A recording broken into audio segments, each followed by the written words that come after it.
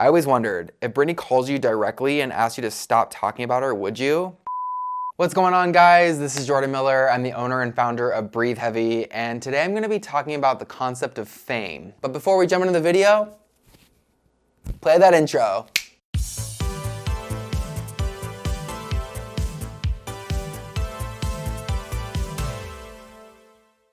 Fame is something that I've tried to understand for many, many years as kind of a byproduct of following Britney Spears' career for basically my entire life. Because I've been documenting Britney and other pop stars for many, many years, I've seen what fame can do. And from what I gather, it's very much a double-edged sword. While on one hand, you're able to generate lots of money and have lots of people know who you are and be able to kind of live a life of luxury, there's another side of fame that almost seems not worth the trade-off, which boils down to a lack of privacy, which in some sense strips you of your humanity. And it's up to that famous individual to be able to have the tools to be able to overcome those mental hurdles that fame provides. Now, what I find so interesting about fame is that it's really hard to study because really you have to be famous in order for you to understand what fame is. So all that commoners like I can do is look from a third-party perspective and look from a broader distance and be able to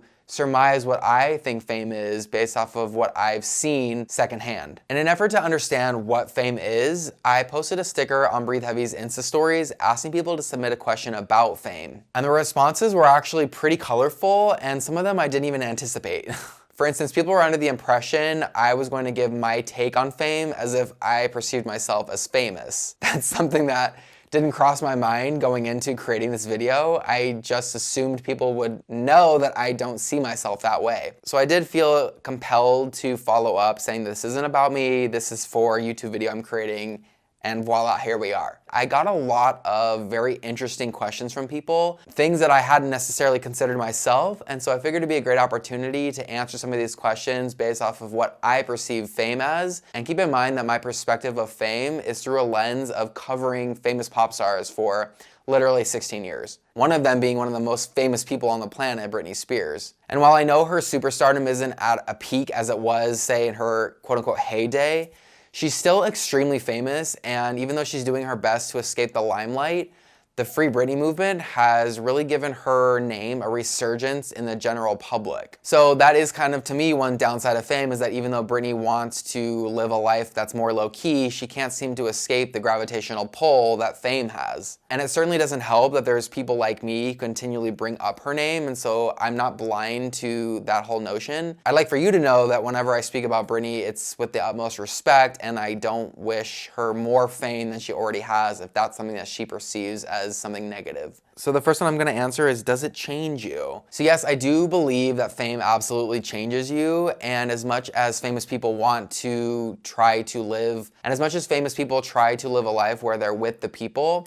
I think they're able to maintain that to a certain degree. But once you start going out in public and people recognize you and want things from you, or people behind the scenes are constantly trying to get things from you because of your fame, I think that inevitably changes you and creates a barrier around you that you may not necessarily want, but is imperative that you have in order to protect yourself. And while it does appear to me that fame does have some amazing perks, what I find is that a lot of famous people who are truly famous, and I'm not talking like D-list, people who are genuinely famous celebrities, they actually don't wish that upon anyone else. I think that once you become so visible and the public wants things from you constantly, you are a little bit stripped of who you are, and it leaves you wondering who you actually are without the fame. And if you're someone that's extremely famous, someone like Britney Spears, you're unable to kind of put the toothpaste back in the tube. So a lot of it leaves you to questioning what your identity is and who you are. Someone wrote the fame, Lady Gaga, which, by the way, I actually got tons of people writing just Gaga. And in case you've been living under a very large rock, Lady Gaga has an album called The Fame and The Fame Monster. In fact, Gaga's career early on constantly was about the theme of fame. And what's so interesting is that she strived for superstardom, and then it became kind of a mental prison for her. She'll even say in interviews now that fame has really been kind of a detriment to her life, and while she appreciates all of the opportunities that have come her way and she loves her fans, it's become kind of debilitating. And obviously I'm no doctor, but in my opinion, I do think that it contributes to some of the health struggles that she has to deal with on a day-to-day basis. Same for stars like Selena Gomez and Justin Bieber. I think there's something about becoming so famous that does something to your body physically. So someone wrote in, I used to date a famous actor and it was horrible. Going to the shops and dinner was difficult. Yeah, that I can imagine.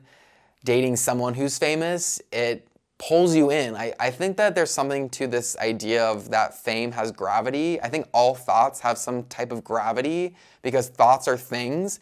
Thoughts literally create your reality. So whatever reality you're currently in right now, you're in that because of the way you think. There's no other way around it. So if you're someone who's famous, I think that fame has a stronger gravitational pull than other emotions. And so as a result of that, it pulls in more circumstances, more burden, more joy, more money, more lack of money. I think it kind of accentuates and emphasizes emotion. Someone wrote, we've seen so many falling stars, so is achieving fame really worth it? Yeah, that's something that I personally think about quite frequently, is that is becoming famous worth it? And I'm not talking about it personally through my own view of fame or viewing myself. I think about others. But I do think here and there, like, what if Breathe Heavy became something even larger than what it is today, where it becomes a household name or whatever the case may be, and now I'm someone who many people know about? Is that something that I want? And I think about it because Breathe Heavy is a little bit on that kind of trajectory, where there's hundreds of thousands of people that are visiting breatheheavy.com every single month. And now that I'm growing a YouTube channel, I anticipate that this channel is gonna grow and grow and grow. And so inevitably, there's gonna be more people that know about me. And is that something that I even want? Because of what I do and the nature of everything, I do find it to be a necessary evil. Not that fame is evil, but I personally do like my privacy and being as low-key as possible. And so even this YouTube channel is something that puts me out of my comfort zone, because I like to kind of hide away and do my thing. But I do have a little bit of a fear that one of these videos is just gonna blow up and there's gonna be tons and tons of people who have seen my face, and there's no going back from that. Someone asked, what do you think the price of fame is? I think the ultimate price is your privacy. I think that fame really can mess with your mental health. And so if you become famous, or you are currently famous, or you strive to become famous, I think that the number one thing you can do, even if you're not famous, the number one thing in general across the board is being in tune with your mental health and making sure that your mental health is the number one priority in life over everything. That includes family, friends, your career. None of it matters unless your mental health is in check. And one way to have your mental health in check is to practice self-awareness. And you do that in part by asking yourself questions throughout the day of, how am I feeling? How do I think about this? And there's a million other things that I would love to do another YouTube video on about mental health. Meditation, sleep, exercise, practicing happiness, all of those things. But for the sake of this video, it's gonna be about fame. But I would say the number one thing that you can do to keep yourself sane is to practice self-awareness and keep your mental health in check. And I think the price that you pay for fame is privacy. And when you lose privacy, you are on a slippery slope to losing a little bit of your mental health. Someone asked, would you like to date someone famous? I would be open. Yeah, of course, I would be open to dating someone famous, simply because I'm not going to put someone in a box because of their life circumstances and exclude them. You know, if someone's genuinely a great person, then I want to get to know them. So in other words, yes, Maluma, I will date you.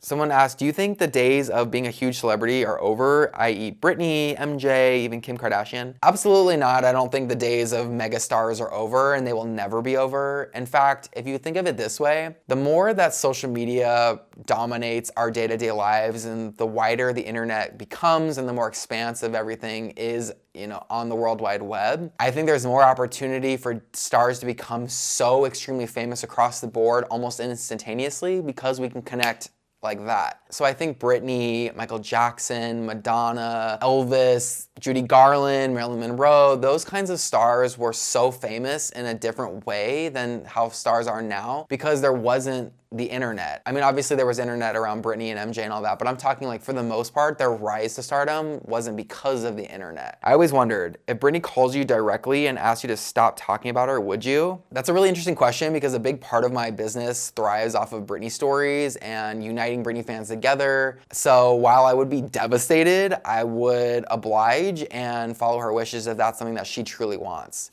I'd like to think that that's something that she would never request because Breathe Heavy, in my opinion, overwhelmingly is a supportive place for her. And while I do know that there have been bumps in the road along the way, but there have been things along the way that are questionable, yeah, I'd be pretty sad about that. But if that's something she genuinely asked me directly, how could I possibly go against her wishes? I would have to do some major soul searching in terms of like what I would want to do with my website and my career next. But let's cross that bridge if we get to it. Hopefully never. Hopefully if Britney ever called me directly, she would say the opposite. Not that I'm ever looking for a thank you from her. I would like to hear that she thinks what I've done with Breathe Heavy is cool and something that she sees as not something negative, something that she sees as a positive, actually. And the last question I'm gonna answer is, do you think you'll ever be famous? And that question is throwing me a little bit for a loop because on the one hand, I don't wanna say, yes, I do think I'll be famous because I just know how that sounds and I can feel the cringe already. But on the other hand, there is some part of me that does see that happening in some capacity because of the nature of what I do. And over the years, Breathe Heavy is getting larger and larger. And I'm wondering if it's a snowball effect where once the snowball gets rolling down the mountain, it's gonna create an even larger one. It could potentially turn into something that is out of my control. I do struggle with that a little bit. I think that I'll have to cross that bridge if I ever do get to it. It's not something I'm opposed to, but most people don't sit down and create videos trying to analyze the concept of fame. So a lot of times it just happens to somebody, and so I think if you are thinking about fame, you tend to kind of have a little bit of a resistance to it. So I'm not sure how to proceed, but if it ever does happen to me, I'm going to take my own advice that I've given in this video and make sure that my mental health is the #1 priority first and foremost, and that I use any potential fame that I do get for good. Meaning I will use my fame to give back as much as I possibly can. All right guys, thank you so much for watching. It's greatly appreciated. The topic of fame is something I find super interesting, so if you would like for me to make a part 2 of this video, let me know in the comments. And if you haven't already, please make sure you smash that like button, hit the subscribe button, and the notification bell. That would really help me out a lot. Thanks again, and I'll see you in the next video. Outro!